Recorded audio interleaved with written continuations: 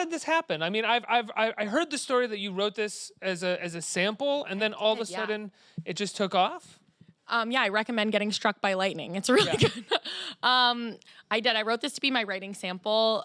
When you're trying to get staffed as a television writer, you know, you write a sample to sort of be your resume, send around to the creators. How I write. This is what creators I'm of different interested in. show to say, this is my sense of humor. This is how I can create characters. And that's, you know, what gets read. And then you interview to get hired on a writing staff. So that's originally why I wrote the script. And then a friend of mine who we had been assistants at the same time, and you know, you meet assistant friends setting lunches together for your bosses and that sort of thing, read the script, and then he was promoted and working as a producer on the film I, Tonya with Margot Robbie and her company. And he shared the script with Margot, and him and Margot and the other producers decided that they wanted to put it into development and work on it as Lucky Chap's first TV project. So I got a very surprising phone call when they returned home from I, Tonya that I believe I answered in a bathroom stall because I was still working as an assistant at the time.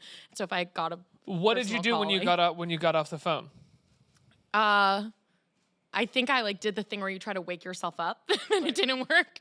No, I kind of got thinking about how can I make this into a series, because I really had only thought of the first episode at that point. And so it was sort of the beginning of the thought process of, okay, how do we build this out? And build the world. Did they read the pilot and they were like, okay, come in and tell us what you want to do with the rest of the series, and then we'll talk about doing something? Or they're like, no, we want to develop this. Let's start figuring it out. It was like, they were very collaborative from the beginning. So it was sort of like, we think this is great. We like your voice. Let's all work together to figure out the way we can. It wasn't like you need to come in and pitch more before we make a decision or anything. I felt like it was a very collaborative meeting. I didn't feel like it was a cutthroat, you know, come in and pitch us. It was sort of like, let's all talk about this. Like, what are you thinking? And I, before that meeting, kind of was like, okay. And I started thinking about it and came up with, you know, 10 or 12 episode ideas, whatever it was. And, you know, thought about ways that we could change the ending. It used to have a happier ending of the original script in terms of everyone was best friends and it was all solved by the end of episode 1. So we're like, okay, how can we push that down the road so we can have... Which is usually what happens with pilots. Yeah. Right? Because you're writing this as a sample, so you want it to stand alone in this and tell its own story. Yes. But oftentimes you'll send it to somebody and they'll be like, well, how does the show continue?